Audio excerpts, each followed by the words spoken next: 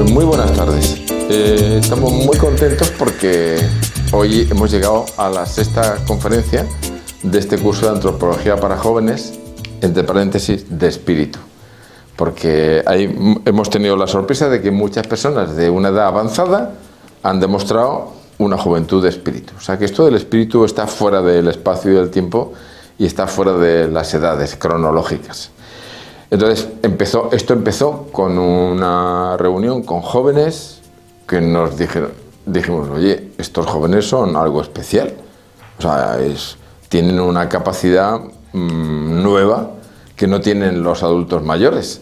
Entonces, con esa idea empezamos un curso de antropología para jóvenes en que íbamos a explicar algo muy difícil. La primera sorpresa fue que la aceptación fue total y nos ha permitido entrar en unos capítulos escritos por Polo al final de su vida y que están ahí como inéditos, no porque están editados, pero como que están ahí dejados de lado, que nadie les hinca el diente. Entonces nosotros nos propusimos hincarles el diente en septiembre del año pasado. Hicimos una reunión, en diciembre otra reunión, después de diciembre ya empezó a ver la luz y en enero empezamos a explicar la primera charla y la segunda ya dimos fue la explicación de uno de esos capítulos que nadie ha entrado, que se llama la metalógica de la libertad. Suena muy raro, pero ya nos va entrando. La metalógica de la libertad es un tema que espero que en el futuro a nadie le suene raro. La metalógica de la libertad es algo explicado en la segunda charla y que tiene una trascendencia enorme porque permite entender un montón de escritos de pensadores importantes y que permite entender a la persona.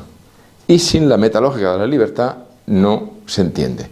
Entonces uno dice, bueno, pero la antropología de Polo no se entiende, ¿no lo han explicado? Sí, han explicado la antropología de Polo, está muy bien explicada por muchos autores de forma estática. Y la idea que yo me hago es que yo recuerdo cuando estaba en mi servicio militar, pues todos teníamos un CEDME, ya nadie tiene el CEDME, ahora hay otro fusil. Pero tú tenías que desarmar el CEDME, lo tenías que limpiar y cuando tú lo ibas limpiando tenías que ver cada pieza dónde colocarla. Luego yo estuve en la sección de armas de infantería, entonces tú tenías que desmontar el mortero, tenías que desmontar la ametralladora MG-62, tenías que desmontar las armas de apoyo. Entonces hay como muchas piececitas, entonces pues tú las armas las desarmas. Pero bueno, había muchos manuales que te decían la pieza, cómo se llamaba, dónde se ponía, pero faltaba en aquel tiempo, que no había tanta facilidad de película y de documental, faltaba esos gráficos que hay que te explican cómo funciona cuando entra la bala aquí en esta recámara, entonces cuando le aprieta, cuando sale, cuando retroceso. O sea, lo que explica la metalógica de la libertad es cada una de esas capacidades que tiene la persona, desde las más altas a las más bajas, esas piezas, cómo funcionan, no cómo son, no es una descripción, es un funcionamiento. Esta es la metalógica. Entonces, sin la metalógica de la libertad, explicar la persona, sin llegar aquí, es como quedarse a mitad. Es como explicar algo estático, pero la persona es una unidad. Entonces hay una frase que dijo un autor espiritual, que es San José María, que es la primera vez en la historia de la humanidad que se emplea, que es una frase que en sus escritos aparece mucho, que es unidad de vida. Entonces, la primera vez que un autor espiritual une vida con unidad es San José María.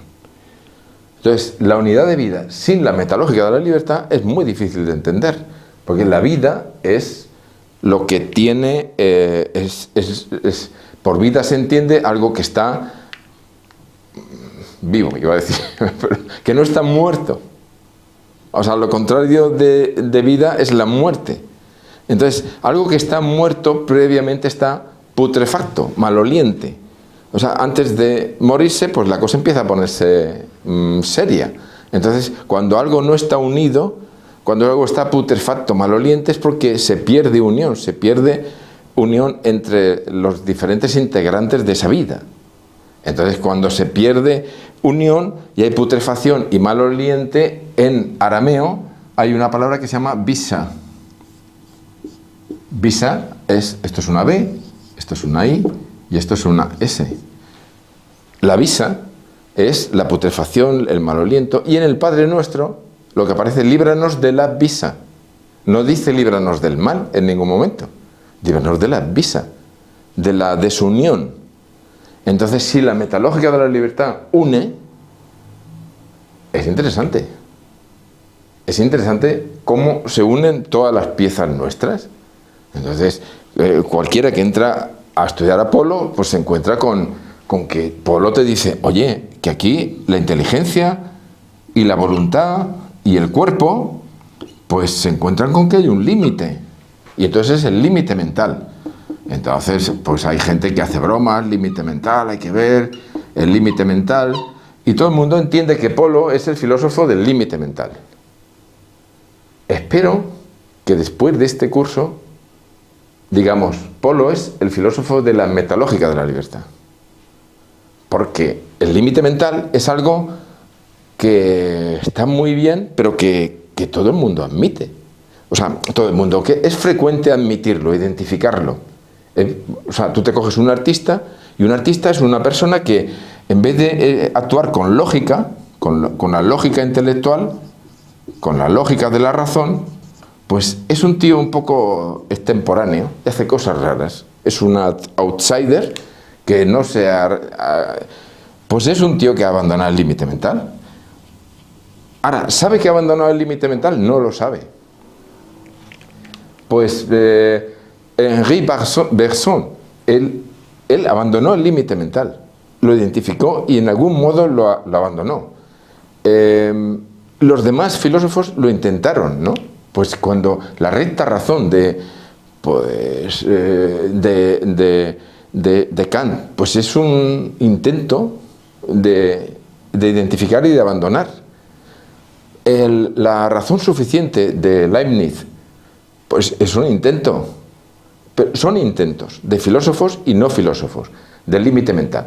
Es decir, saber que la inteligencia tiene un límite, pues simplemente lo que hay que hacer es esperar a mañana. Y mañana veréis como todos, durante la noche, hemos perdido la razón. Nos hemos desconectado durante 8 horas. Oye, entonces esto no será lo que me mueve, lo que me despierta, lo que me hace soñar, lo que me hace levantarme y sonámbulo. O sea, esto no explica uno. La gente que ha tenido una experiencia próxima a la muerte, te dice, cuando vuelve, dice, no, yo ahí he estado viendo esto y esto. Dice, ¿cómo se está viendo si tu cuerpo estaba aquí sin conciencia? ¿Sin consciencia? No, pero yo no sé cómo lo he visto. Pero si además tú eres ciego. No, yo ahí no era ciego. Yo cuando he salido del cuerpo, los 10 minutos que he estado fuera del cuerpo, o la hora, o las 2 horas, yo no, ahí no era ciego. Yo veía lo que pasaba. Entonces, ¿tú cómo veías? Es decir que, oye, estoy citando aleatoriamente algunas experiencias comunes que te dice, aquí hay algo más. Entonces viene Polo y te dice, no, es que aquí está la sindéresis, que está descubierta y definida muy bien por el San Jerónimo, siglo IV. Él la recupera. Es un hábito innato, Quiere decir que cuando yo aparezco en este mundo, yo aparezco con mi sindéresis. Cuando tengo un segundo, y cuando tengo medio segundo de vida, yo tengo mi sindéresis. Y ahora yo tengo un hábito innato de primeros principios que todos los escolásticos de la Edad Media lo admitían, y esto es, la metafísica la hago con el hábito innato de primeros principios, no lo hago con la razón. La razón no es capaz de ver la realidad. Bueno, y hay un hábito innato de sabiduría que lo sabemos todos. El hábito innato de sabiduría, vemos gente que no tiene mucha razón, pero sin embargo da consejos sabios. Entonces, esto es lo que describe Polo. Pero dice, pero luego la persona tiene algo que no tiene el cosmos, ¿Y qué es? Pues tiene amor, tiene libertad y tiene conocimiento personal en acto. Esto está en potencia y esto está en acto. Entonces, esto es la persona. Y dice Polo, yo me acojo a Santo Tomás. Santo Tomás, Aristóteles dijo acto y potencia. Santo Tomás dijo acto de ser y esencia. Y Polo dice, además, ¿por qué dice Polo además? Porque esto es un además. O sea, además del cosmos que lo vemos todos, nosotros lo que aportamos es amor, libertad y conocimiento. Los árboles, los perros, ni tienen amor, ni tienen libertad, ni tienen conocimiento. Luego es además de lo que hay del cosmos. Además. Y aquí, en vez de esencia, dice quedar creciente. Quedar creciente es la cuarta dimensión de abandono del límite mental. Lo abandono por la cuarta dimensión, que es un quedar creciente. Entonces, ¿esto qué es? La distinción real. ¿Distinción real qué quiere decir? Que dentro de cualquier ente hay partes que están más en acto y partes que están más en potencia. En el ser viviente hay más ser, aquí más acto en el ser que en la esencia. Hay una gradación. Hay una gradación de acto y potencia. Este es Santo Tomás. Bueno, con todo esto, Polo construye una antropología trascendental. Y la construye, aquí tenemos las piezas de la ametralladora. Tenemos la pieza del acto de ser, la pieza de los primeros hábitos de primeros principios, sabiduría, y aquí mucho acto y aquí mucha potencia. Entonces hay una gradación, hay una distinción real y ya está. Pero esto no explica el mecanismo. La ametralladora tiene que disparar. Entonces, ¿cómo dispara? Cuando dispara el pestillo, le da a la bala se dispara, entonces el retroceso es lo que hace que entonces se vuelva esto, que cargue otra nueva bala. En fin, te va explicando cómo es. ¿Quién te lo explica? La metalógica de la libertad. Entonces esto lo llegamos a explicar en la segunda clase, que la dimos desde Oporto, y que fue, pues, como para nosotros fue un éxito. ¿Por qué? Pues porque la metalógica de la libertad coincide con el corazón.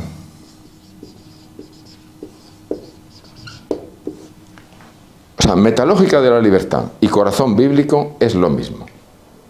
Y lo dijimos. Bueno, entonces, claro, en aquel momento, estábamos en febrero, pues era una machada. Dice, bueno, estos dicen que aquí esto coincide porque sí. Entonces, bueno, seguimos y en marzo pues estuvimos hablando de otros dos capítulos de Polo que no eran conocidos, que eran los símbolos. Bueno, hablamos de símbolos y por tanto hablamos de claridades y noticias. Las claridades y las noticias requieren la explicación del símbolo. Símbolo es algo que nuestra sociedad lo tiene muy perdido desde hace muchos siglos. En la Edad Media, todas las personas, sin saber lo que era un símbolo, vivían dentro del símbolo. Y las catedrales estaban hechas para simbolizar. Y el paisano de la Edad Media entraba en la catedral y sabía que aquello que estaba representando, ese espacio, esa arquitectura, esas esculturas, representaban algo que él llevaba dentro y que le movían por dentro, a vivir por aquí dentro. Entonces, bueno, aquí llega Occam, dice, no, pues aquí todo este tema de aquí, del otro lado del límite mental, es muy complicado, vamos a lo práctico, vamos a lo pragmático. Y lo pragmático nace de aquí. En vez de hacer este trayecto de la razón teórica, cuando yo abstraigo con mis ojos, bueno, con mis sentidos, pero con lo que veo, lo abstraigo. Entonces, en vez de irme por aquí haciendo un concepto, un juicio y un fundamento, la razón práctica, pues me voy por aquí y generalizo, y voy generalizando. Entonces voy haciendo leyes generales, porque claro, las leyes generales están más lejos de la realidad que la abstracción. Lo que pasa es que son muy prácticos. Es la pragmata de los griegos y es lo que nosotros llamamos ciencia empírica, que es lo que nos ha dado 3 siglos de progreso y hemos conseguido tener televisores y móviles. ¿Eso es negativo? Eso es muy positivo. Ahora, ¿eso es suficiente? Eso es muy insuficiente. Por un lado, nos ha encandilado y nos ha alejado de nuestro centro, que es la persona. Entonces, es decir, esa vía es una vía que no es adecuada. Entonces, ¿qué es lo que nos ha impedido saltar el límite? El símbolo. Símbolo es symbolon, es lo que reúne. Entonces, cuando yo consigo reunir un conocimiento racional que está a este nivel con un conocimiento esencial que está en este nivel, esto que une los dos, que une las dos partes, esto es el símbolo. Esto es no decir nada, siempre es no decir nada. O sea, tú explicas, dices, pero no dices nada. Entonces, lo que Polo consigue decir es que para conseguir esto, para conseguir fundamentar lo que yo he abstraído, conceptualizado y enjuiciado, para fundamentarlo necesito la coincidencia. ¿La coincidencia de qué? De algo que viene de la sindéresis y algo que viene de los primeros principios. O sea, es una iluminación. Y ahora llegamos a la metalógica de la libertad. Para tener esta iluminación, para tener estos símbolos, para tener estas claridades, para acceder, para que se llenen estos hábitos innatos, vayan creciendo, yo necesito que haya una iluminación muy superior.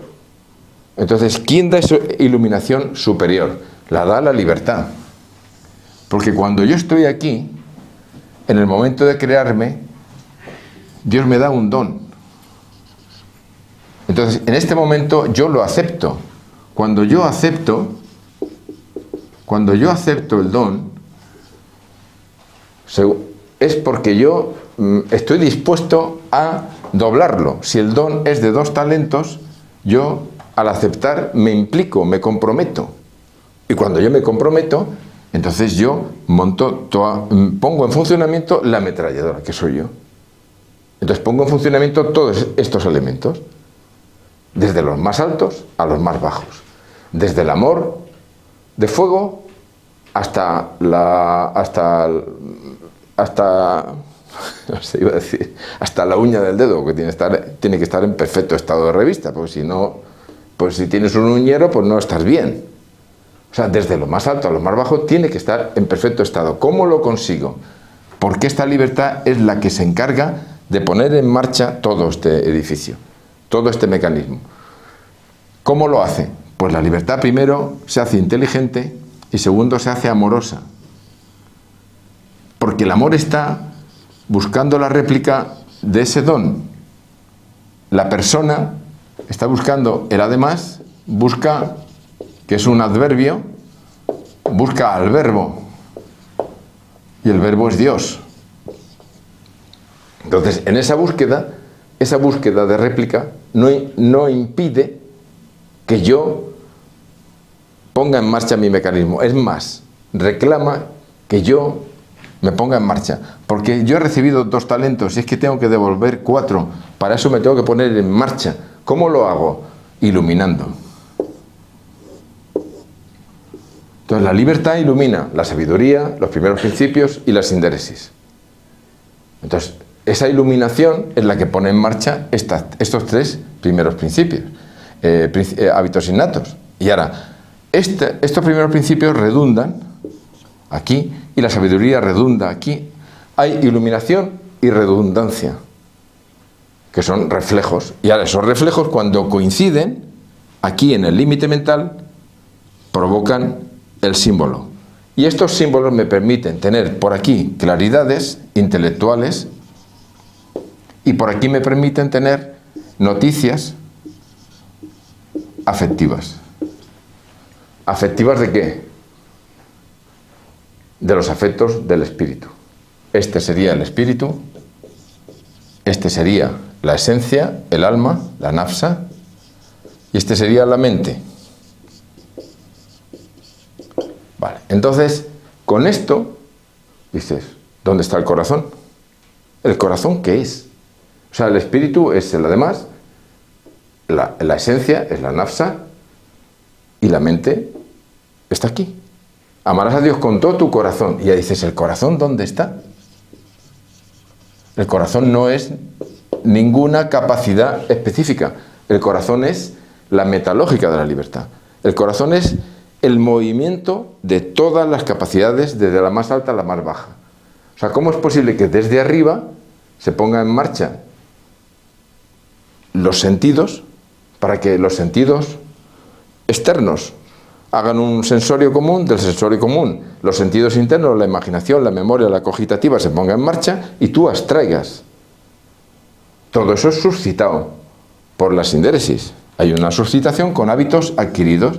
¿Por qué? Porque la sindéresis está iluminada por la libertad. Entonces suscita. Entonces suscita ¿qué? Todo un proceso intelectual de claridades. Y ahora, estas claridades se preocupan de la realidad, del cosmos, de la creación. Pero yo, por mucho que me preocupe de los árboles nunca me van a mí a corresponder. Entonces yo aquí lo que doy, esta es la segunda fase de la metalógica. La primera es premoviente, acepto. La segunda es, yo me preocupo del cosmos y me preocupo de dar. Y la tercera, ¿qué es? Cuando yo he esencializado el cosmos,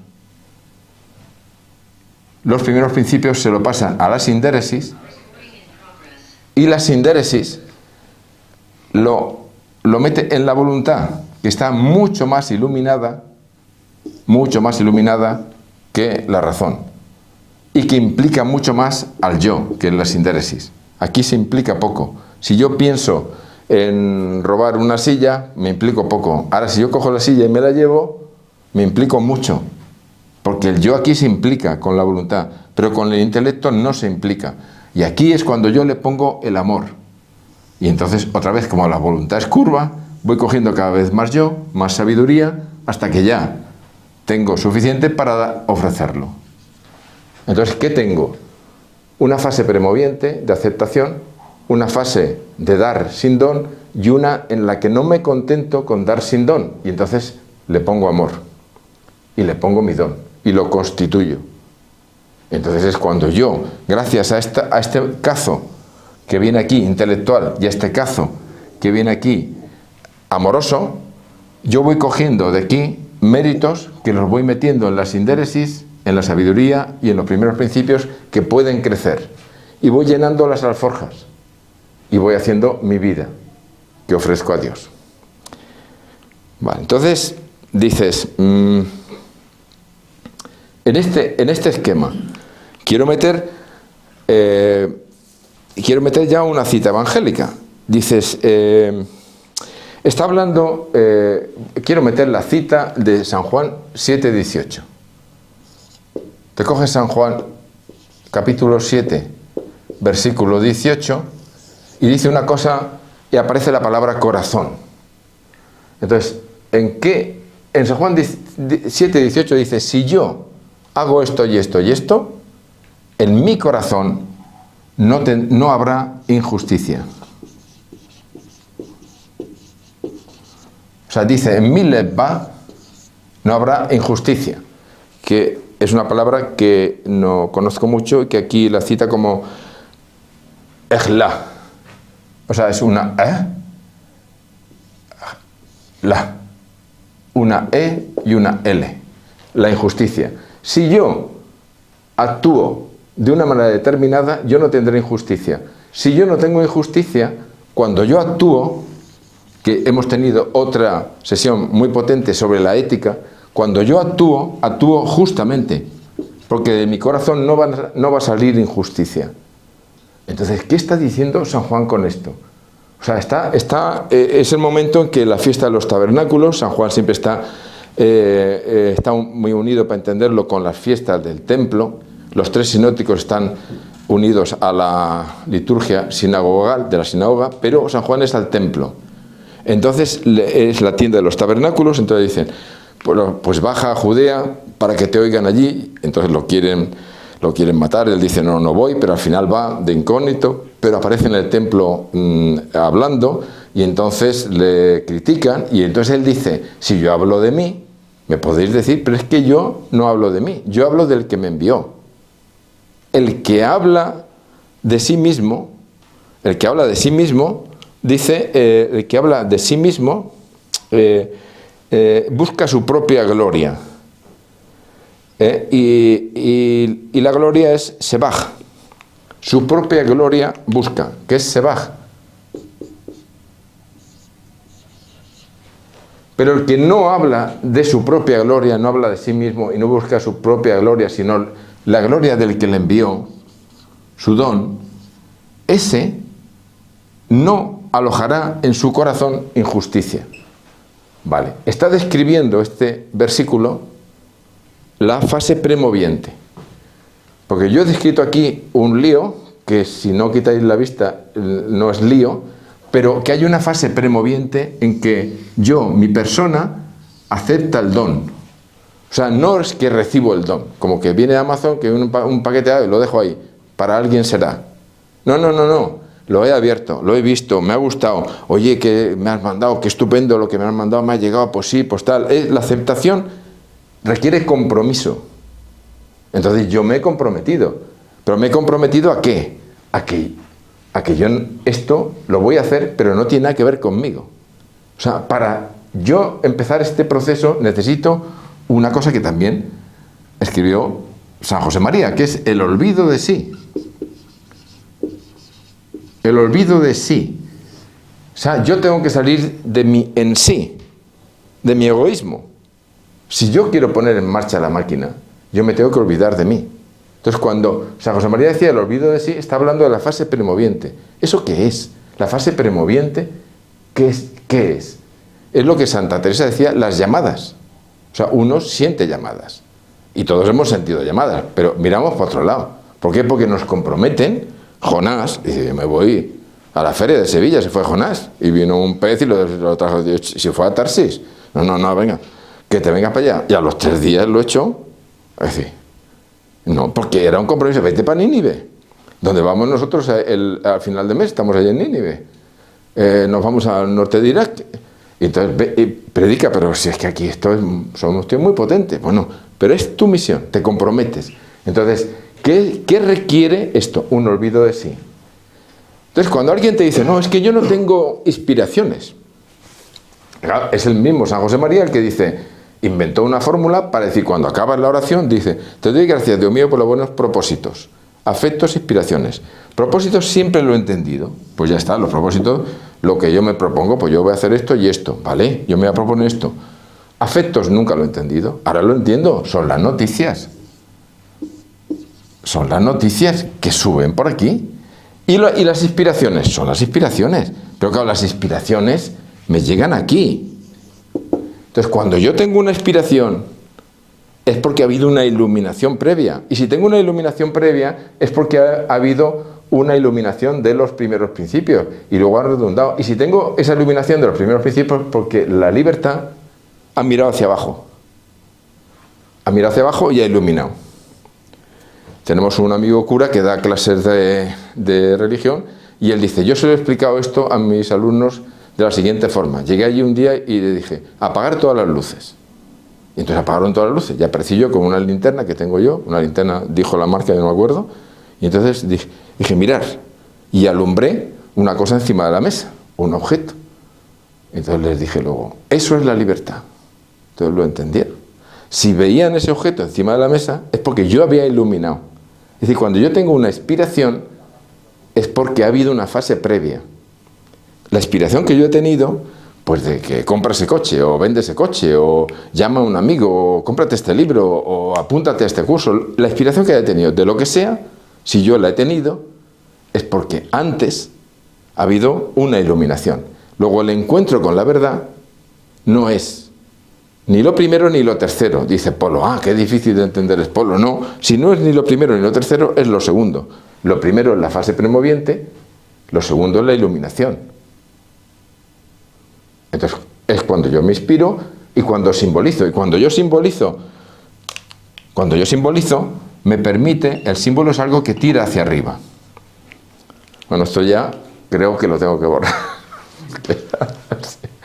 ¿Alguna pregunta, Andrés? De momento bien. De momento bien. ¿Alguna pregunta, profesor? Es complejo, pero de momento bien. O sea, cuando empezamos en enero, esto era muy difícil. Pero claro, dijimos, no, pues esto es la cabeza de la estatua de Nabucodonosor, que es de oro. Oye, el pecho es de plata con los dos brazos, que son dos aperturas de conocimiento del acto de ser.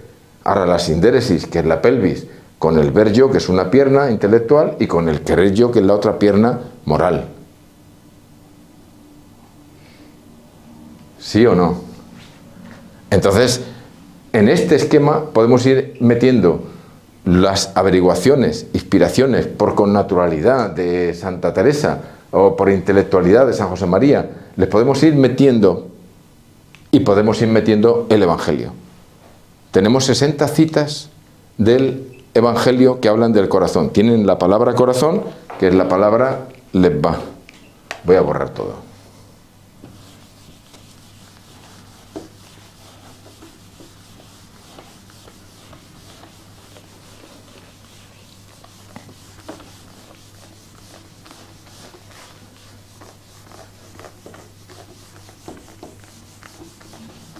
Voy a borrar todo y aparece 60... Ahí hacen una pequeña intervención y dicen, la fase premoviente es el corazón, creo que no entendí. Vale, te agradezco muchísimo la pregunta. El corazón tiene 3 fases. Bueno, voy a poner levá, aparece en el Evangelio como así, una L y una B. Esto es una L y esto es una B. Y esto aparece 60 veces. ¿Qué es eso? Aparece 60 veces en el Evangelio. Levá, corazón. Levá, corazón. O sea, lo que en arameo. O sea, aparece, por ejemplo, esta cita que he puesto de San Juan 7:18, aparece, entonces no tendréis injusticia, en la traducción en español, pero no, en arameo dice, entonces vuestro corazón no contendrá injusticia. Y es la única cita que han eliminado, no citan el corazón, pero en arameo está citado. Pero son 60 citas. Son 8 citas de San Juan y las demás citas de los sinópticos. Pues 52 citas de los sinópticos de San Juan. Entonces os lo hemos enviado y entonces se ve cómo Mateo tiene diferentes citas del corazón, del levá, que coinciden con las diferentes fases. Marcos tiene en todas las fases y Lucas tiene en todas las fases y Juan tiene en todas las fases. Entonces os lo hemos enviado, esas 60 citas, y con una flecha un poco general, porque claro, luego esto hay que contextualizarlo bien y la flecha pues señala diferentes fases del Evangelio o así. Vale, pero la pregunta era, ¿la fase premoviente es la metalógica de la... Esa es así, ¿no? Es el corazón. Vamos a ver.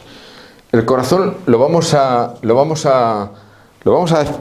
pintar el corazón de rojo. El corazón es una fase premoviente que incluye la libertad y que engloba al conocimiento y que engloba al amor y que baja y dispone la esencia. Esta es la fase premoviente de la libertad, que es parte del corazón,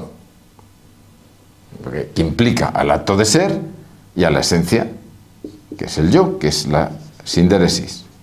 Entonces, desde aquí es una generosidad de la libertad que mira desde arriba hasta darse cuenta.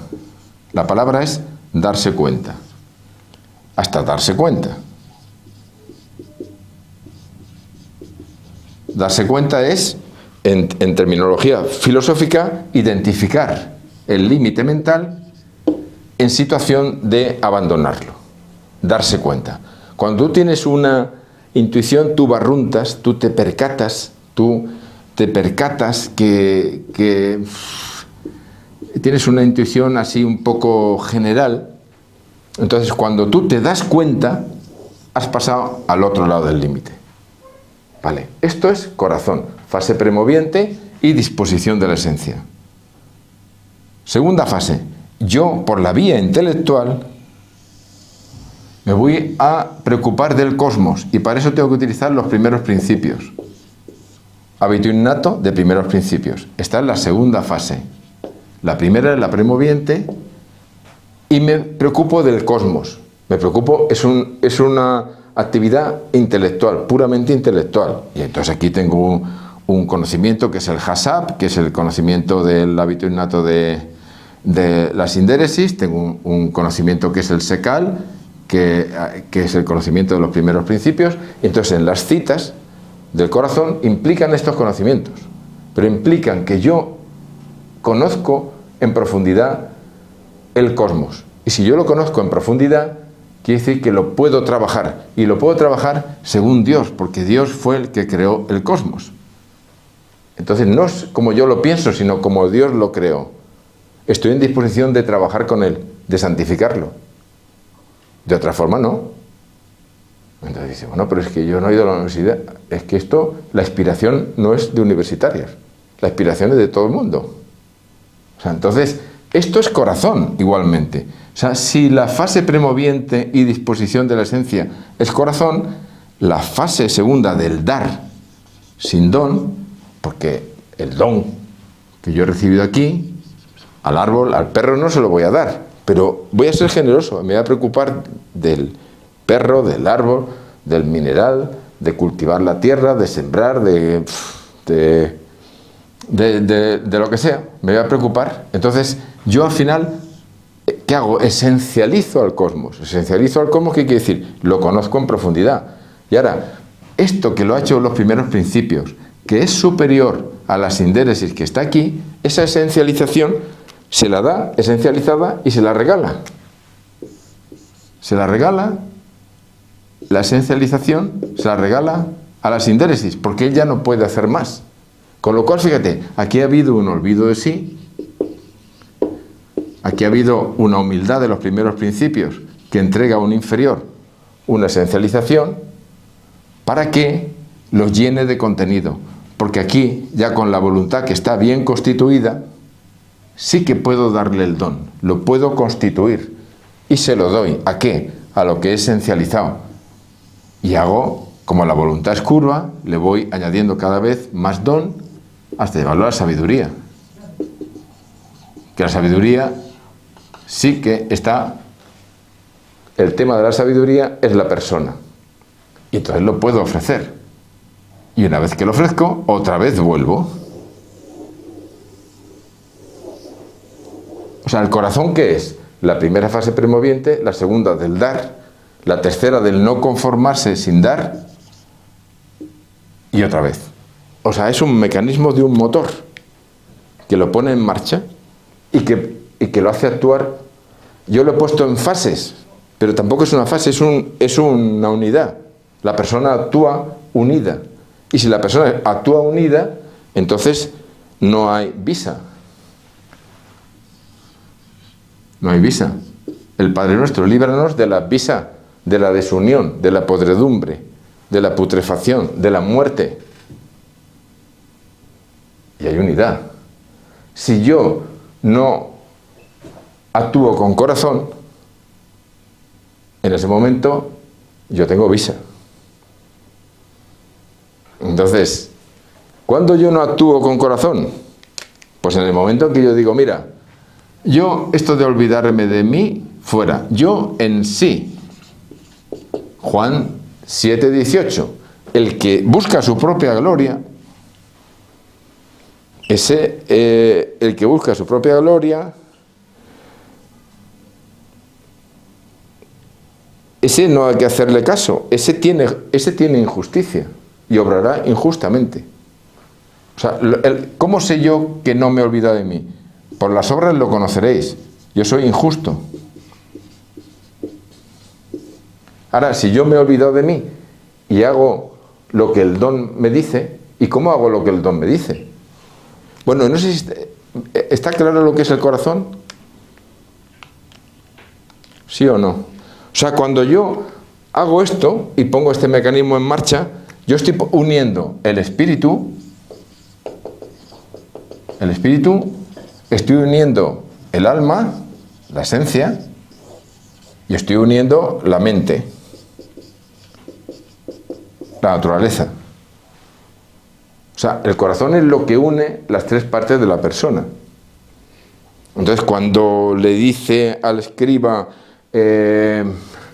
oye, ¿cuál es el primer mandamiento?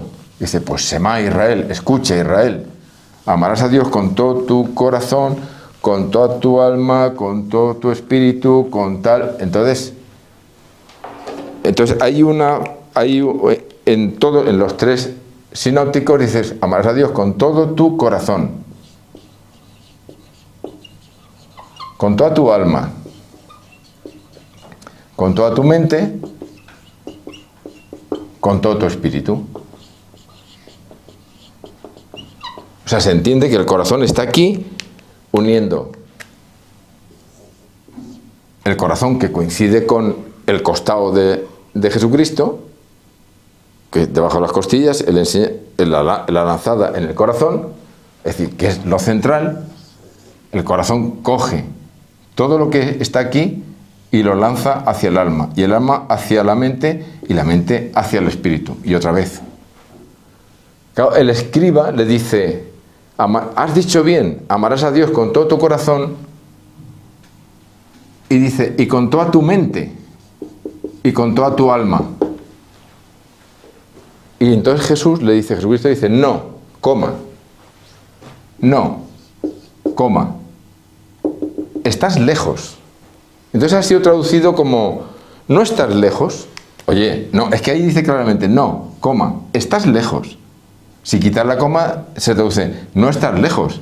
No, es que estás lejos, porque ha cometido un error. Ha puesto la mente antes que el alma. Entonces, estás lejos. Y no se atrevían a preguntarle más, porque el escriba es el que escribía. Allí nadie sabía escribir. Entonces, si alguien sabía que lo que decía la Biblia era el escriba. Y el Señor se puso muy serio. Dice, no, esto no me lo hagas. No me hagas esto. Porque esto significa que me estás destruyendo el corazón. Me estás diciendo que tú con tu mente eres capaz de inspiración sin iluminación previa, que es tu razón la que va hacia arriba. Y tu razón, o sea, si hemos visto que aquí el espíritu se olvida de sí, que los primeros principios se olvidan y se humillan para una mejor, o sea, la razón con más razón tiene que anularse. Es decir, si esto lo he pensado yo, esto no va a ser. Tengo que esperar la inspiración.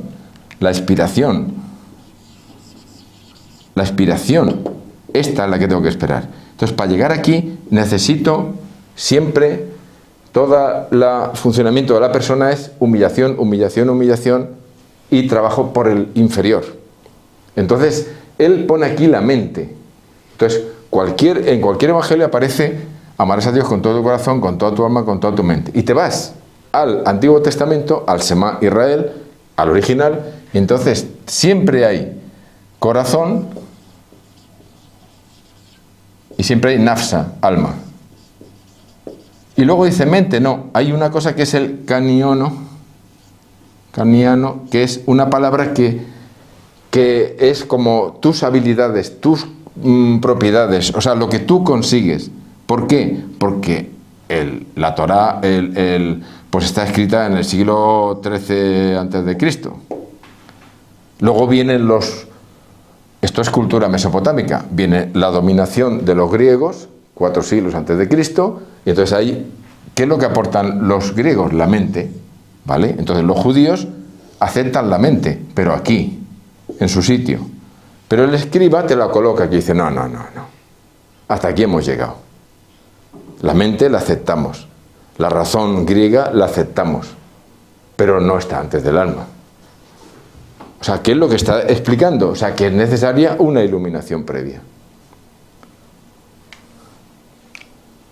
¿Se ve o no se ve? ¿Cuál es la clave?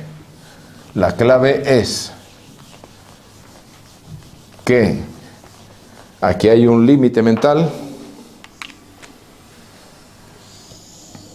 Aquí hay un límite mental. Aquí hay una razón que, en el mejor de los casos, en vez de irte por la vía empírica, por la vía práctica, es decir, yo busco realmente a Dios, entonces si yo busco realmente a Dios y busco la verdad, me voy por la razón teórica. Entonces cuando llego aquí, espero una inspiración. Entonces, ¿cómo la espero? Con humildad, diciendo lo que yo he pensado no va a ser otra cosa. Y entonces la libertad que está aquí ilumina directamente los hábitos innatos e indirectamente me ilumina aquí y me da la inspiración. Entonces, esta inspiración supone que hay un espíritu, que hay un corazón, que se ha puesto este espíritu en marcha mediante el corazón, que hay un disponer y que quiere que yo por esta escalera suba, por la escalera de Jacob, por la escalera de Natanael, por la escalera del joven rico. Toma tu escalera y sígueme. No le siguió. O la escalera de Zaqueo. Hoy ha entrado la salvación en esta casa. Y si he defraudado a alguien, le voy a devolver más y a cualquiera le va a dar no sé qué, no sé cuánto. Él cambia. Entonces empieza a subir. Hay un encuentro. Esto es una búsqueda y esto es un encuentro. Entonces, cuando tú buscas y encuentras, es porque ha habido inspiración. Y si ha habido inspiración es porque el corazón se ha puesto en marcha. Y tú lo has encontrado y te has comprometido. Porque el aceptar de aquí, del don, aceptar el don, exige el comprometerte. Y cuando la encuentras, te comprometes y subes. Y lo que sube es el símbolo. El pensamiento, el concepto racional no sube, tiene un límite, pero el símbolo sí sube. Entonces, con el símbolo tú puedes santificar el trabajo. Ahora, constituir el amor requiere otra cosa que son las transparencias. O sea, el mundo del trabajo es simbólico y el mundo del amor es transparente. Con lo cual, esto es tener vida interior y esto es tener vida íntima. Entonces, con la metalógica de la libertad, con el símbolo, con las noticias, con las claridades, con todos esos capítulos que escribe Polo al final de sus tratados de teoría del conocimiento y de antropología trascendental, con esto puedes entender lo que los místicos han sido inspirados y han vivido y no saben explicarlo, les faltan palabras. Entonces estamos en un momento muy crucial en el que tenemos filósofos que nos han explicado el Evangelio en clave filosófica. Tenemos el Evangelio, que tenemos acceso al Evangelio original arameo. Tenemos todo. O sea, ahora mismo tenemos la explicación para trenzar bien y luego, bueno, nosotros tenemos la clave para demostrar esto existencialmente. ¿Hay alguna pregunta? Yo tengo una pregunta. Venga. Creo que es de la fase premoviente. Sí. Sí, dime, ¿cuál es? Gracias.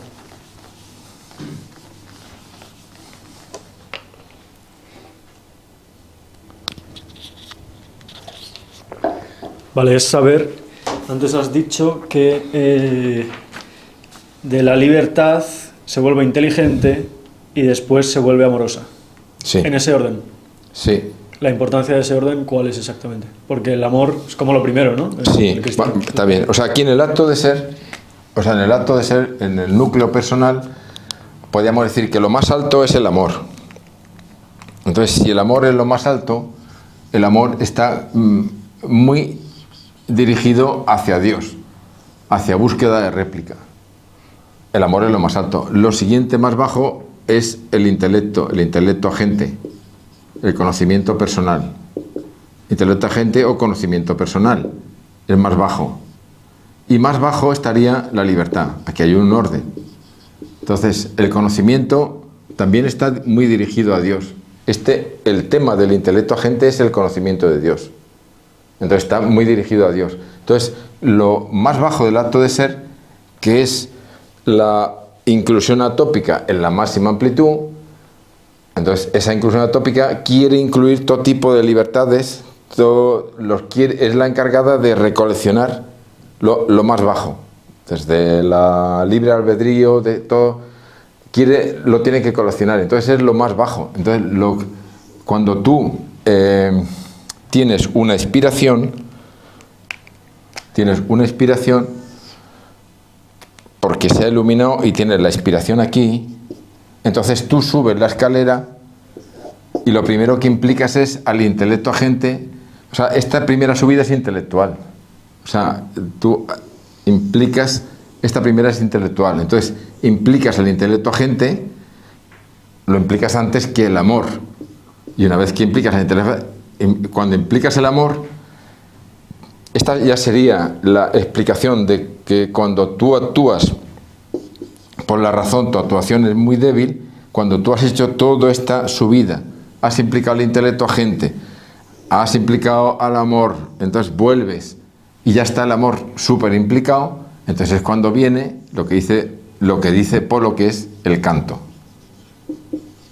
Porque las palabras se quedan cortas.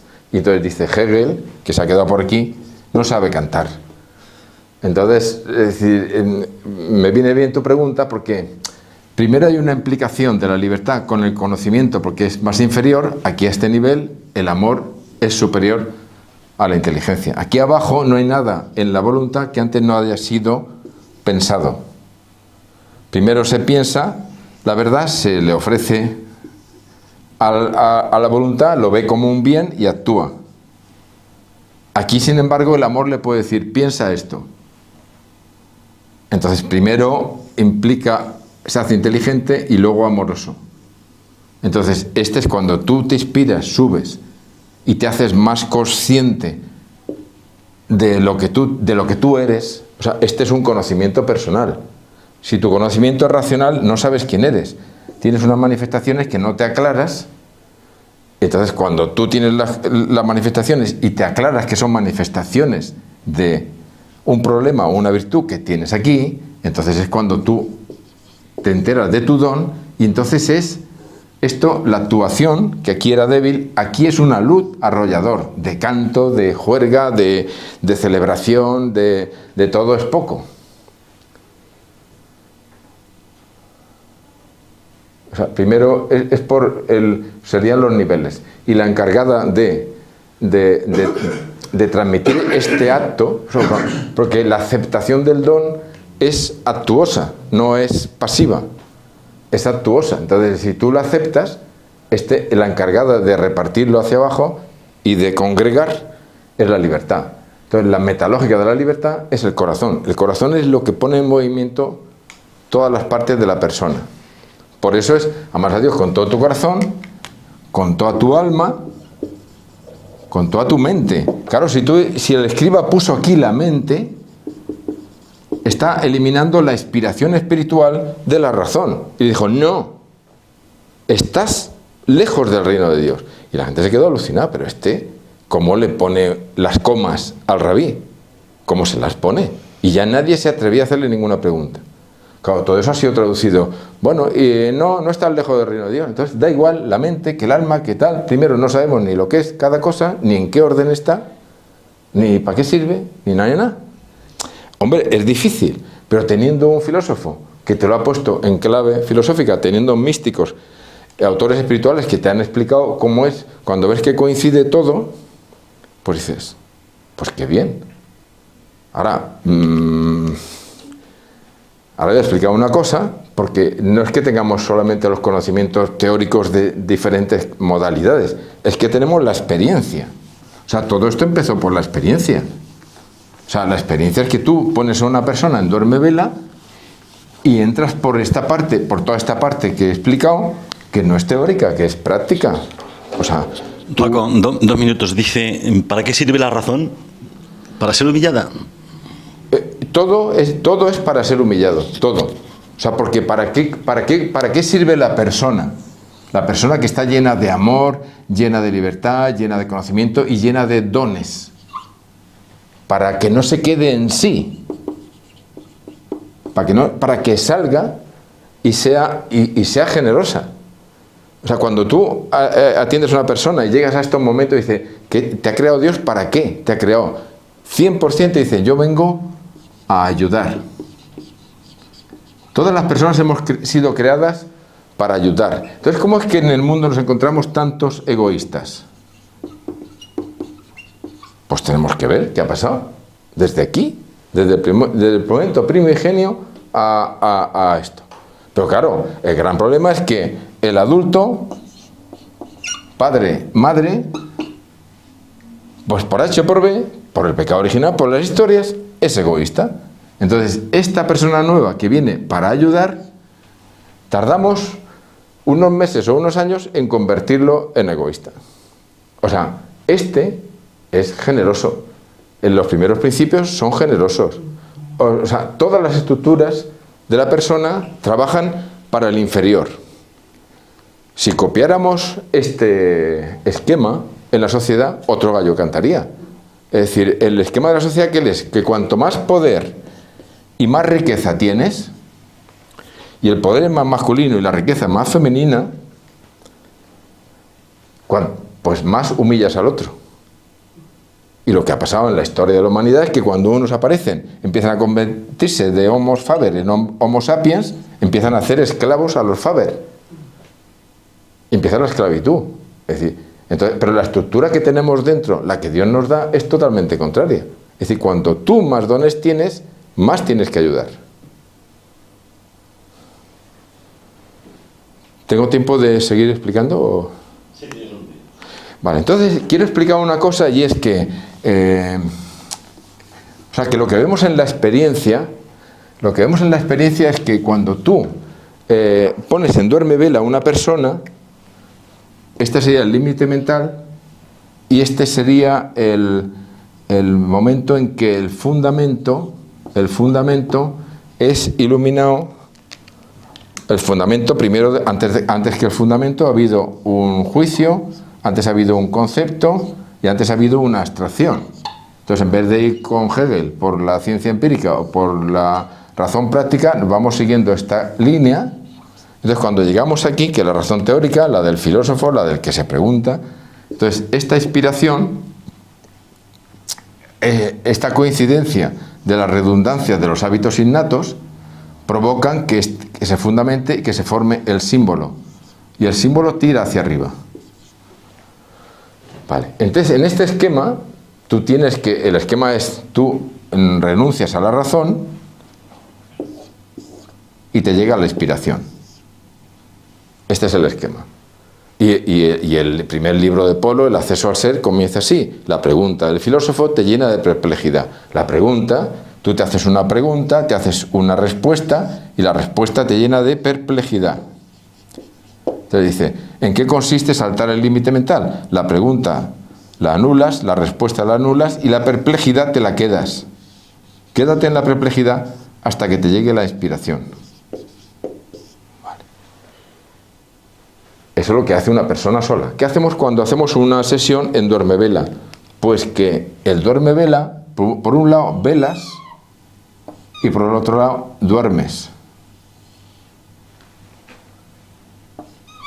Pero el duermevela te permite una rendija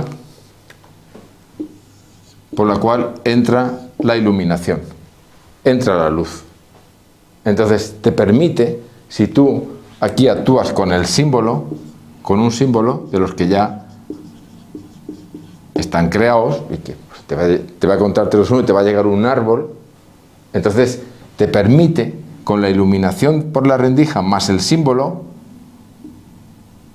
formar el DVD que está tirando y que empieza a navegar por el interior. ¿Y qué es lo que encontramos cuando navegamos por el interior de la persona? Que esos procesos primigenios en los que la persona que vino a ayudar le pasó algo que lo destrozó, navegando, podemos ir ahí, buceando y repararlo. ¿Por qué? Porque la persona tiene su razón viva para darse cuenta y tiene también su esencia viva para restaurarla. O sea, nosotros con la experiencia del duerme vela sabemos que todas estas estructuras existen. Con la filosofía de Polo, con la antropología trascendental, sabemos cómo son. Y lo que hemos hecho es que coincide con las 60 citas del Evangelio, coincide con el Evangelio y que coincide con los autores espirituales. Entonces, todo esto junto quiere decir, cuando la Iglesia nos propone que tengamos una vida interior, no está diciendo ninguna tontería. Cuando está proponiendo que lleguemos a tener una vida íntima con Dios, no está diciendo ninguna imposibilidad.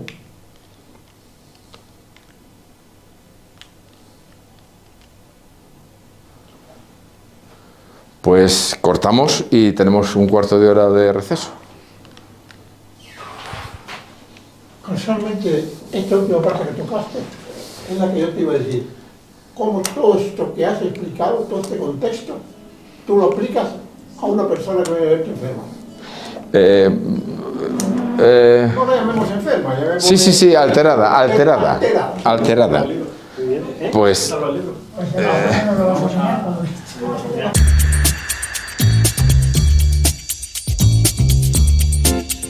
Bueno, dime si hay alguna pregunta.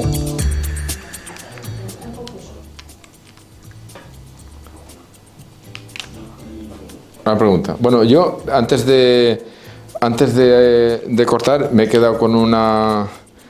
Quería explicar una cosa y es... Ya lo he explicado alguna vez y es que una vez visto todo el artilugio profundo de la persona, o sea, quería explicar cómo la diferencia entre una persona y un pollo. Entonces, porque el pollo tiene alma. El pollo tiene alma. Entonces, en el fondo, que la idea que tenemos es que el alma es como la forma sustancial, es la forma. Claro, el alma del pollo, al pollo le da forma de pollo. Muy bien. Y el alma de la gallina, y al alma de la vaca le da forma de vaca. Entonces nosotros tenemos una parte, un alma formal que nos da forma de hombres, pues claro, por supuesto que el alma formaliza, entonces nos da, al cuerpo le da una forma de hombre, no le da forma de pollo, ¿vale? Muy bien, ¿vale? Pero luego además de esa alma formal, esa formalización, tenemos un alma esencial, una esencialización que el pollo no tiene, porque el pollo que está aquí está bajo el efecto de la tetracausalidad. O sea, aquí el pollo tiene una causa material, igual que nosotros, una causa formal, igual que nosotros, una causa eficiente, interna y externa, igual que nosotros, pero luego tiene una causa final. Está determinado. El pollo nace, crece, se multiplica y muere. Nosotros no. Nosotros tenemos una libertad. Toda esta libertad que tenemos aquí, trascendental, que no se puede confundir con la libre albedrío, elimina la causa final. O sea, nosotros tenemos una trascendencia. Entonces, esa trascendencia, pues, es una iluminación de la sindéresis, es una iluminación. Es decir, este aditamento que le ponemos a nuestra alma animal con la esencia, es el alma de la persona que se diferencia del alma del pollo. Entonces, la causa eficiente, pues es mayor en nosotros, la causa formal es mayor en nosotros, la causa material es menor en nosotros. Tenemos una parte intracósmica que es esta, una parte intracósmica, es como que hemos formalizado una parte del cosmos, le hemos dado forma de hombre, ¿vale? Pero lo fundamental en nosotros no es estos pies que nosotros metíamos aquí en el primer día, el pie de la razón y el pie de la voluntad, sino lo fundamental es lo que tenemos encima que ilumina esta parte nuestra, esta naturaleza nuestra, que es en parte común con la naturaleza. es una parte intracósmica, pero nosotros somos extracósmicos. Entonces, ¿cómo se explica la parte extracósmica? Pues con la libertad trascendental, que saliendo del en sí, olvidándose de sí, desde arriba mira hasta darse cuenta, hasta que tiene inspiración. Entonces, la pregunta que me ha hecho antes, ¿la razón para qué sirve? Sin razón, el proceso de la persona se para, se detiene. O sea, tú vienes aquí con una razón para que esta razón, esta esencia que suscite razonamiento, y entonces esta razón, cuando llega al límite, diga, yo digo hasta aquí. Y se pare, y entonces siga la inspiración. Y la inspiración haga el resto del trabajo. Entonces, la tarea que Dios me manda, que es una tarea, la tarea yo la tengo que hacer, y ahí doy. Es el dar sin don, pero lo hago según inspiración. No me puedo yo atrever a actuar en el cosmos con lo que a mí me parece, sino con lo que a mí se me inspira. Entonces, ¿cómo consigo inspiraciones? Pues anulando razones y prestando atención a la inspiración. Entonces, cuando yo tengo una inspiración, luego le pongo patas con la razón. O sea, todo tiene un proceso y todo tiene su fase. Y nada de esto es el rey. Nada es el rey. Si lo superior juega a favor de lo inferior, que es la razón, pues tiene que estar dispuesto a ser inspirada, a ser iluminada. Y al ser iluminada, pues llega a más. Y ahora, esto de aquí es la tarea que yo la hago según Dios me lo dice y por tanto lo santifico. Y ahora, cuando yo hago la tarea y la paso aquí, la tarea es la llamada para que vengan otros. O sea, Dios no encarga una tarea a una persona solo, porque esta parte de arriba de amor, de libertad y de conocimiento, no es existencia, sino es coexistente. Entonces, si yo voy a dar el don, lo voy a dar junto con otras personas que tienen el don. Es decir, yo que toco muy bien la guitarra, al final acabaré atrayendo a las otras personas, una que baila y otra que canta. Y entonces los tres formaremos un coro y lo pasaremos muy bien y divertiremos mucho. Pero no soy yo el que divierte, es el equipo. Entonces yo, cuando he hecho esta parte de santificar el trabajo, santifico a los demás. ¿Cómo? Porque los atraigo con la tarea. La tarea que está en marcha atrae. Ahora decir yo, unirme a otras personas, si no es para trabajar, ¿para qué es? Si no es para hacer algo, es que es. Entonces, si tú eliminas esto, la razón, si tú eliminas la razón, eliminas la tarea, entonces no puedes hacer nada con los demás. Para hacer algo con los demás tienes que hacer el trabajo. Es así. O sea, Dios ha hecho un cosmos que lo ha hecho inacabado y quiere que lo acabemos nosotros. Bueno, pues si Dios quiere, pues vamos a colaborar, claro, encantados. Y además no quiere que lo acabemos solos, que lo acabemos con los demás. Entonces, a los demás tú no les puedes tratar como al cosmos, sino que tienes que darles el don. Entonces el don se lo das. Y si te responde, le das más. Y si no te responde, se lo quitas. Amor no correspondido hay que eliminarlo. Entonces, al final tú vas consiguiendo hacer lo que tienes que hacer con los que tienes que hacer, y entonces tú le puedes ofrecer a Dios lo que le tienes que hacer. Entonces, antes de explicar todas estas capacidades interiores profundas que tenemos, explicar el alma del hombre es difícil, pero ahora es muy fácil. Es decir, cómo esas capacidades interiores profundas que sobrepasan lo que tenemos a la vista, es lo que tenemos que poner en marcha. Entonces, ahora mismo, si me dices en concreto cómo me pongo en marcha, pues me pongo en marcha, fíjate, la razón. Fíjate si es fundamental que cuando hay un momento que le están diciendo al Señor en el capítulo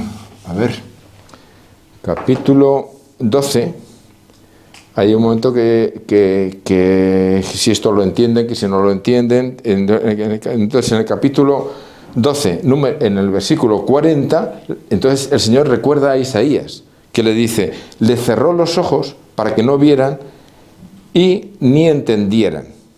Entonces, la palabra que dice entender dice Sekal. O sea, no dice Rayana. Rayana, que es la razón. Esta es la razón. Y este es el hábito innato de primeros principios. Dice, para que no vean y no entiendan. Pero no es el entender racional. Está, en arameo es hábito innato de primeros principios. No es esto. Entonces, ¿qué está diciendo? Les cegó los ojos para que con los ojos no vieran, si con los ojos, con los sentidos no ven. Si no ven con los sentidos, no pueden razonar, porque primero hay una aprensión sensorial, luego el sensorio común, luego los sentidos internos y luego la abstracción. Pero si tú no ves, no puedes hacer este trabajo. Pero tampoco puedes advertir, porque el Sekal, que es los primeros principios, pues el Sekal advierte, piensa y advierte. O sea, te está diciendo todo este problema, ¿por qué es? Ya lo dijo Isaías, porque les cerró los ojos para que no vieran, ni entendieran, ni advirtieran. Con lo cual, tú puedes iluminar aquí todo lo que quieras, pero aquí no ha llegado nada y tampoco ha habido una advertencia directa sin conocimiento racional. Con lo cual, toda la fase intelectual que es primera se elimina, con lo cual no puedes hacer nada, no puedes dar el don. Entonces, este es el problema. Es decir, tú tienes que... Dios te ha hecho con un conocimiento y con un amor. Aquí está el conocimiento y aquí está el amor. Entonces, tiene que llegar a su máxima potencia, y la voluntad, que es demandante, tiene que llegar a ser donante, amor donal. Entonces, aquí hay un ascensor que sube y aquí hay una escalera que sube y que bajan. Entonces, cuando tú más vas creciendo en esencia y en espíritu, con más fuerza vas actuando. Luego hay un montón de versículos, los podemos ir, veremos a ver cómo organizamos el año que viene, ¿no? Porque hay una intención de seguir, pero ¿por qué sabemos que estamos aquí? Porque aquí hay miedo. ¿Por qué sabemos que estamos aquí? Porque aquí hay gozo y alegría, y el miedo aquí nadie conoce. Miedo y aquí no. San Juan, tengo aquí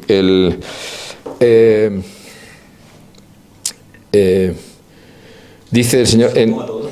¿Él? ¿Se lo pongo a todos, San Juan? Sí, por favor, sí.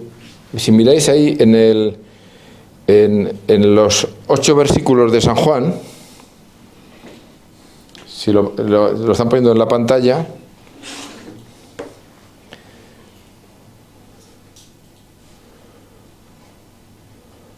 los dos que están a la derecha, que es San Juan 16, 6 y San Juan 16, 22. En San Juan 16, 6 dice, porque os digo todo esto, estas cosas, se llena de tristeza vuestro corazón. O sea, porque os digo todo esto, se llena de tristeza. Entonces, de tristeza vuestro corazón. Entonces, en el 22 dice, entre vosotros tenéis tristeza, pero otra vez yo os veré y os llenaréis de gozo. O sea, cuando tú haces caso a la iluminación, la tristeza se convierte en gozo. Y luego hay otro, no os turbéis. Si vais al 14.1 y 14.27, 14.1 dice, no se turbe vuestro corazón y tener fe, 14.1. Y 14.27 dice, la paz os doy, la paz os dejo, no se turbe vuestro corazón y no tengáis miedo. No se turbe, no estéis tristes, no tengáis miedo, y aquí es el gozo y la paz. Shalom. O sea, te está diciendo todo el rato, no os pongáis en esta parte del corazón, subir hasta esta parte. O sea, hay una forma de subir con la escalera, con el ascensor, y subir ahí. ¿Cómo sabes que estás ahí? Porque tienes gozo, alegría y tienes paz. ¿Y cómo sabes que estás aquí? Porque tienes tristeza, tienes miedo, estás turbado. Los sinóticos se meten con la dureza del corazón, que también hay también lo nombra la dureza Juan. Entonces, bueno, estamos... el mismo Juan, ¿cómo explica lo del miedo? Pues cuando está explicando que explica este mismo esquema. Este mismo esquema, si tú lo aplicas al Evangelio de San Juan, te dice: los apóstoles, después de la resurrección y después de la ascensión, estaban en el cenáculo con la puerta cerrada, y estaban con la puerta cerrada, lo dice, llenos de miedo a los judíos. Entonces dice, se plantó Jesús en el centro de pie. Se puso aquí en el centro de pie. Entonces les dice, bueno, mirad mis llagas, mirad mi costado, tal y cual. Entonces, cuando entra en el centro del cenáculo, entonces ya no tienen miedo y salen llenos de fuerza espiritual. Sí, pero esta sería como el límite mental, que hay miedo, y ahora si tú dejas que Jesucristo entre en tu corazón, entonces no hay miedo, no hay turbación, no hay tristeza, hay gozo, alegría, y hay una acción que es una luz arrollador, y sales en todas las direcciones y salen del cenáculo. ¿Pero por qué? Porque han admitido meter en el centro a Jesucristo, que está de pie. Se puso de pie en el medio. Entonces, ¿dónde está el corazón? El corazón está el espíritu, el alma, está la naturaleza. Entonces, con todo tu corazón, con toda tu alma, con toda tu naturaleza, con todo tu espíritu. Empiezas de arriba para abajo, con una parte intelectual y con una parte moral. Estás en el centro, de pie, y entonces los primeros cristianos, durante los 50 días de la Pascua, no se les permitía arrodillarse, había que estar de pie. Y ahora tú vas a Oriente y la liturgia es estar de pie, porque estás de pie, actuando. Porque la fase premoviente que hemos puesto aquí, la fase premoviente es de actuar, no es pasiva, es de comprometerse, es de aceptar, no es de recibir pasivamente. O sea, entonces el Evangelio de Juan hay que leerlo simbólicamente y está todo como muy, muy redondeado. Preguntas, necesito preguntas.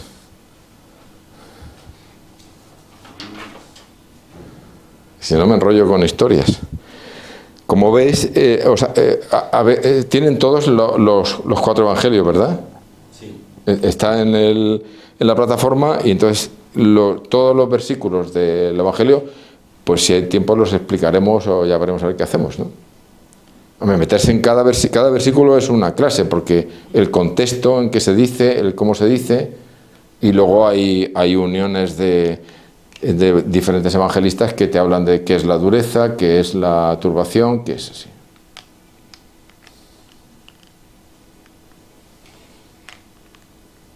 Cuando tú dijiste que se da el don y si el don no se recibe, se quita. ¿Cómo? Pregunto porque quieren oír la pregunta. Póntelo, Que cuando tú hablaste de que el don, si no se recibe, se da, pero si no se recibe, se quita. ¿Cómo compaginas eso con la misericordia? Sí.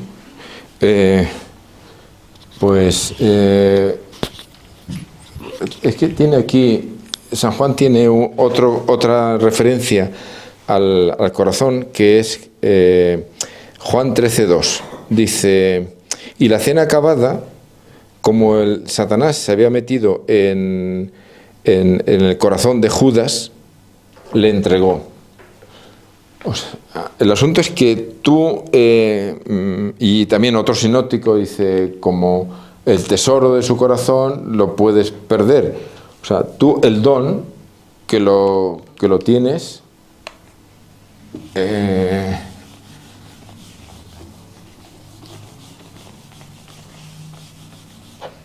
el don que tú recibes aquí Dios te da el don, Entonces, te da 2 talentos para que tú devuelvas 4. Entonces, si tú libremente puedes decir, pues no lo acepto. Pero incluso aceptándolo, ponte en el caso de Judas, ¿eh? En el caso de Judas Iscariote, en el Juan 13:2, o sea, Juan acepta ser discípulo. Entonces, bueno, pues hay que pensar que Judas tuvo ahí su fase premoviente, que tuvo aquí la razón, la empleó, la fase intelectual, que lo pasó a la sindéresis, los primeros principios, que dio el don, que la voluntad curva se va llenando, que lo ofrece, que va otra vez ahí arriba, muy bien. Pero de pronto él dice, lo entregó, lo envió. Porque claro, cuando dice Shalom, que es la palabra que dice Shalom, es en la paz, Shloma, la paz os doy, la paz os dejo, la paz, la alegría, es un afecto del espíritu, os la doy. Entonces se entiende que Judas tiene el Shalom, tiene paz, tiene el don, pero dice, como entró Satanás en su corazón, entonces entregó a Jesús a los judíos. Entonces la palabra de entregar, deliver, o sea, enviar, es la misma. Shalom. O sea, igual que lo recibes, lo puedes despedir. O sea, la palabra entregó es la misma. O sea, como Judas, que tenía el don, que lo tenía probablemente multiplicado por 4, que claro, el que le sustituye luego es San Pablo, porque pues tiene una gran misión San Pablo, y que llega al tercer cielo, y bueno, pues probablemente era él, pero él libremente, incluso estando en muy alto nivel, pues puede entregar. Dice, entregó a Jesús, pero lo que entregó fue su don.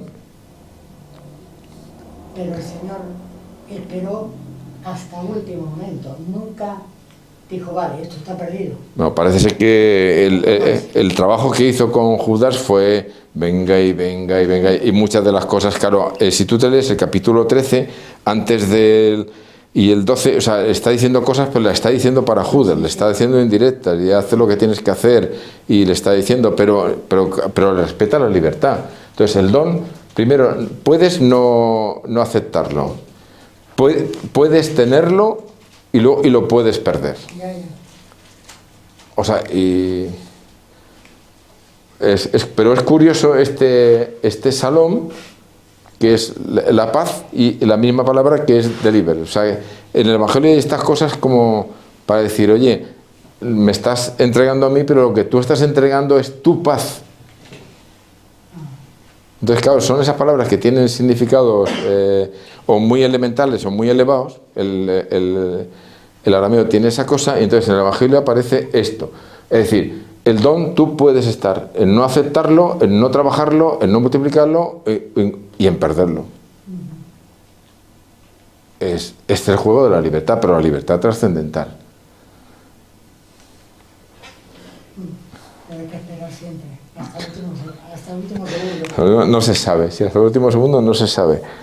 No sabe ni una cosa ni la otra. Si es el ladrón arrepentido y que hoy te verás conmigo, o es Judas que lo has perdido. Es el tema. Pero bueno, lo que estamos trabajando aquí, es decir, es la ignorancia de la persona que no entiende, o sea, el reto que tenemos es conocernos. Pero conocernos en profundidad, para actuar en profundidad, para tener paz, para no perderla, para tal.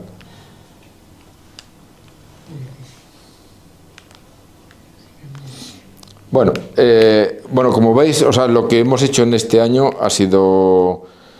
Ahora, el otro día me hablaron de un libro que escribió Rafael de los Ríos sobre la palingenesia. Estamos hablando de 2016, 2017, por ahí, que Rafael de los Ríos, él había escrito un libro sobre Víctor Frank. Entonces, cuando el mundo anda enamorado, entonces él me siguió mucho, oye, venga, dame datos que voy a escribir un libro sobre ti. Y yo no tenía mucho interés, pero bueno, él había sido discípulo de Polo y me interesaba mucho, y él estábamos entonces estudiando Apolo y entonces él hizo un libro y el libro él le llamó Viaje al centro del... Viaje al interior de... Viaje al fondo del corazón. Entonces, luego también me he encontrado un artículo que escribí yo, no para publicarlo para mí, ¿no? Pero que eran de 33 páginas y que sobre el corazón. Entonces lo escribí, pero sabía que no, estamos hablando de 2015, que no era definitivo. Porque en aquel momento yo estudiaba Edith Stein, era la única que me explicaba algo que esté más allá del límite mental, y luego ya hablaba de la emoción. Claro, ahora no es lo mismo hablar de emoción que hablar de metalógica de la libertad, esto ya es serio. Pero que cuando empezamos este curso, para nosotros ha sido un reto. El reto de hablar de la metalógica, del símbolo, de las noticias, del cuerpo propio, es decir, unos temas muy potentes.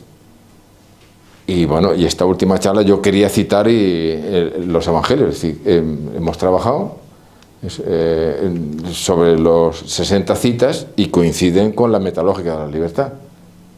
Entonces, cuando dijimos la metalógica de la libertad es el corazón, está demostrado. Ahora el trabajo es todo esto, definirlo bien, irle poniendo ya los detalles, pero que tenemos ya muy definido lo que aquella primera intención de la palingenesia, pues estamos hablando de 2014, 2015, con aquel artículo que está por ahí lanzando ahora, el libro de Rafael de los Ríos, Viaje al fondo del corazón, y ahora, es decir, poder definir lo que es el corazón.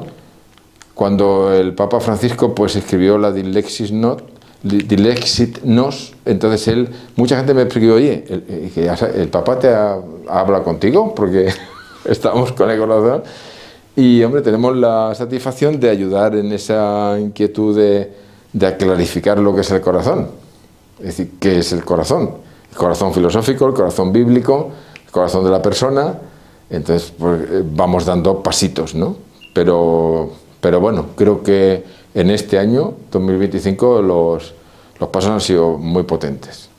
Sobre todo cuando ves que es confluente el conocimiento de diferentes especialidades, ¿no?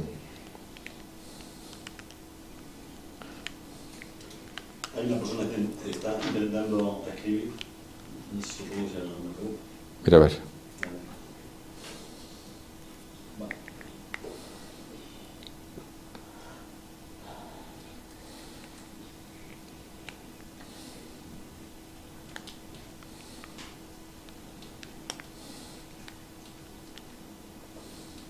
Bueno, ¿cómo se puede saber en la práctica que un corazón está enfermo? ¿Qué tipo de manifestaciones tiene esta situación? Vale.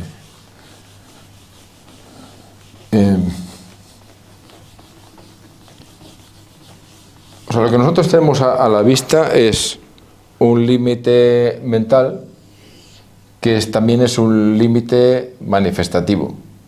Entonces, en este límite mental tenemos una cosa que es el cuerpo. A esta parte del límite mental tenemos el cuerpo. Entonces, todas las alteraciones del cuerpo, que nosotros le llamamos alteraciones gestuales, son gestos que pueden ser macroscópicos, microscópicos, simples, complejos. Bueno, estoy hablando, por ejemplo, en la cabeza tengo un síndrome de Tourette. Cualquier gesto involuntario del síndrome de Tourette, pues es un gesto simbólico. O sea, no hay nada que pase en el cuerpo que no sea simbólico. Entonces, hay un hecho que es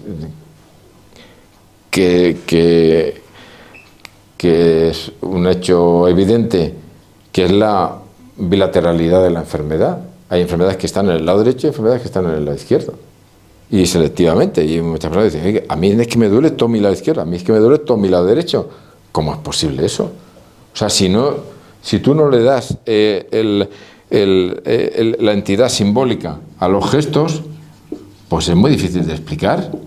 Y si yo tengo 2 riñones y me duele nada más que el derecho, tengo 2 piernas nada más que duele la derecha, tengo 2 mandíbulas nada más que duele la derecha, oye, es que no es normal. Nosotros tenemos una naturaleza como la tiene el pollo, pero el pollo no tiene esencia.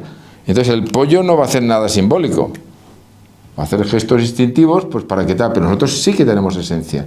Y esta esencia le mete un componente simbólico a toda la manifestación corporal. Es decir, bueno, el cuerpo mantiene la naturaleza, pero aparte de eso, el cuerpo, aparte de naturaleza, es simbólica. ¿Y qué manifiesta?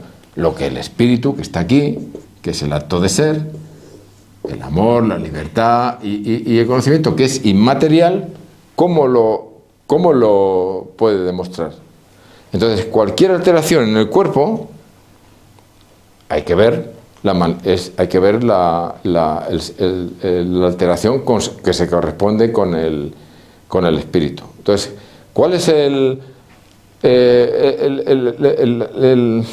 abordaje de las manifestaciones corporales? Pues ver el simbolismo que tienen. Si estamos hablando de una manifestación en la piel, pues habrá que pensar en algún tipo de separación. Porque la piel es lo que nos pega a los demás. Yo con el riñón no toco a nadie, pero con la piel sí. Entonces, si yo tengo una alteración en la piel, pues tengo un problema a lo mejor de separación, de que pues mi hijo se ha ido a vivir al otro continente. Pero claro, separación espiritual, ¿yo cómo lo puedo ver? Si esto es espíritu y no es materia, ¿cómo lo puedo ver? Porque yo tengo el cuerpo de pollo, lo tengo esencializado. Entonces es pollo, pero además esencializado para demostrar. El cuerpo hace dos cosas: mantiene la naturaleza y da información del espíritu. Luego tengo otra cosa, que es la razón. Entonces la razón sirve para pensar, pero también sirve para recibir inspiraciones. Entonces las inspiraciones, ¿cómo me pueden venir? Pues directas, pum, me llegan. Me puede venir por sueños, me puede venir pues sueños, pues me puede venir por ataques de pánico, que digo cosas, que hablo, o sea, es decir,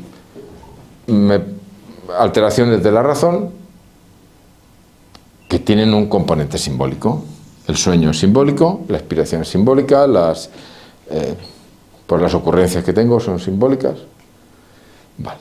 Luego me pueden venir por la voluntad, que es una cosa que nos cuesta mucho reconocer, que hay cosas que hacemos que no sabemos por qué las hacemos. Y bueno, ¿yo por qué hago esto? Si yo pensándolo ni estoy de acuerdo ni tal y cual, pero ¿yo por qué hago esto? ¿Yo por qué me escondo aquí? ¿O yo por qué me expongo aquí? ¿O yo por qué no saludo a esta? ¿Yo por qué saludo a todo el mundo? Bueno, entonces esto cuesta mucho reconocerlo. Cuando le preguntas a la persona, oye, ¿qué te ha pasado en el cuerpo? Te lo dicen. Oye, ¿qué te ha pasado en la psique? Alteraciones psíquicas de la razón, te la dice. Oye, ¿qué alteraciones de la voluntad? Pues no, nada. Luego ya empiezas a ver, ¿no? Empiezas a ver que has tenido 7 novios y los 7 eran mentirosos. Sí, bueno, dice, algo te pasa. Que sin querer tú buscas el mentiroso. Y si no miente, no te gusta. O buscas al maltratador. Estoy hablando de casos concretos. Es decir, si no te maltrata, dice, ahora entiendo por qué me casé con mi marido. Porque me maltrató, me colgó el teléfono. Cuando venían con flores y con tal, los despedía a todos. Y que me maltrata. ¿Por qué? Porque tienes un cortocircuito que hay que ver. O sea, hay actuaciones de la voluntad que no tienen una lógica. Entonces, si no tiene una lógica, métete en el mundo metalógico que está alterado. Si aquí hay una alteración, pues se va a manifestar o por el cuerpo, o por la razón, o por la voluntad, o por las tres. Entonces, se trata de analizar aquí y coincidir. Vale, una vez que tú tienes esa coincidencia, es a lo que has llegado tú con tu voluntad, con tu razón. Entonces tú has llegado con tu razón a esta conclusión. Vale, pues como es la razón, anúlala, porque no va a ser. Porque hay más factores, porque esta persona es única. Entonces tú estás siempre que analizas estas manifestaciones, esas manifestaciones son limitadas. son protocolizables. Si concentras, tienes más facilidad. Es decir, cuando apareció Freud, le prestó atención a los sueños, que llevábamos siglos olvidados. Entonces, con los sueños y las alteraciones de la voluntad de Freud, tuvo mucho éxito. Ahora, si a eso tú le añades el cuerpo, que Freud no lo tocó porque era un diplomático, él no quería polémica, para respetar a los médicos, pero si tú le metes todas las alteraciones del cuerpo más de la voluntad y las juntas, pues tienes mucha información. Pero es que la información tiene que ser coincidente. O sea, tienes que unir, o sea, tienes que concentrar. Cuanto más concentre, más información tienes. Ahora, si tú además tienes una inspiración, pues es una cuarta fuente de información de tu parte profunda. Pero si tú tienes un conocimiento por connaturalidad, que está descrito por Santo Tomás, que es un conocimiento que no es intelectual, que es un conocimiento formal, que tú llegas a conocer la justicia porque tú la vives en ti y la estás viviendo y dices, bueno, yo debo tener algo aquí porque soy muy justo, soy muy amigo. O sea, tienes un conocimiento. La reina de esto es Santa Teresa. O sea, cómo llegó a conocer cosas, pero no por el intelecto. Entonces tienes un afecto. Entonces, con estas 5 vías, parecen las 5 vías de Santo Tomás, tú tienes acceso a lo que te está pasando. Entonces, si tú tienes un problema, vale, tengo el problema, entonces piensa el problema, espera inspiración sobre el problema, además analiza las alteraciones de la voluntad y analiza tu cuerpo. Analiza el cuerpo quiere decir que es que estás decidiendo si te vas a trabajar a este sitio o a trabajar al otro. Pero verás que cuando te acercas a un sitio, las piernas se ponen débiles. Y cuando te acercas al otro, se ponen fuertes. Pues, tenlo en cuenta. Tenlo en cuenta. Es decir, hay que tener en cuenta todos los factores. Entonces, ¿cómo puedo yo saber que hay una alteración en el espíritu? Porque hay una alteración en el cuerpo, hay una alteración en la voluntad, hay una alteración en la razón, hay una inspiración directa o por mediante sueños, o hay un afecto. Paco, queda poco tiempo y hay una pregunta que antes hablabas del duermevela y quieres saber si es lo mismo que la hipnosis o la regresión o qué diferencias hay. Vale.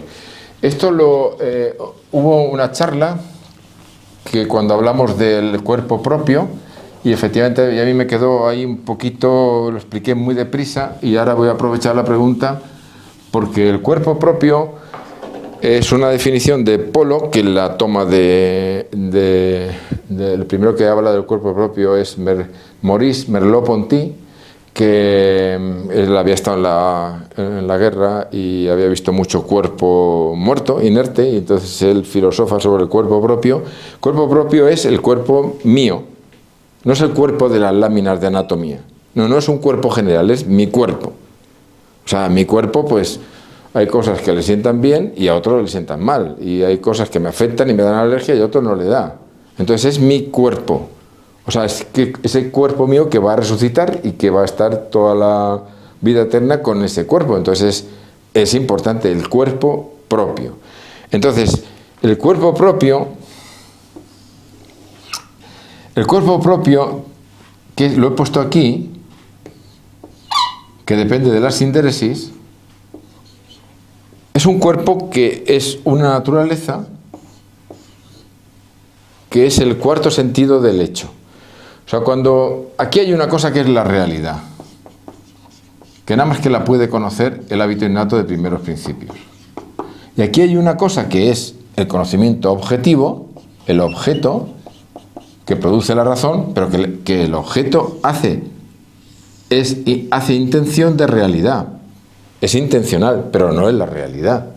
Lo que yo pienso no es la realidad. Es intencional, pero no es realidad. Entonces, la realidad no se puede conocer con la razón, la tengo que conocer con los primeros principios. Entonces, los fenomenólogos se inventaron una cosa que no es realidad, pero tampoco es objeto, que es el sentido del hecho. Y dicen, oye, si yo tengo un objeto en mi cabeza, quiere decir que aquí tiene que haber una cosa que me ha hecho pensar este objeto. Oye, esto es un hecho. Si yo tengo un objeto es porque estoy pensando. Entonces, pensando es un segundo sentido del hecho.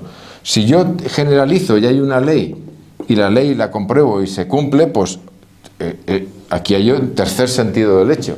Pero Polo dice, el cuarto sentido del hecho, el sentido del hecho más fuerte es el cuerpo.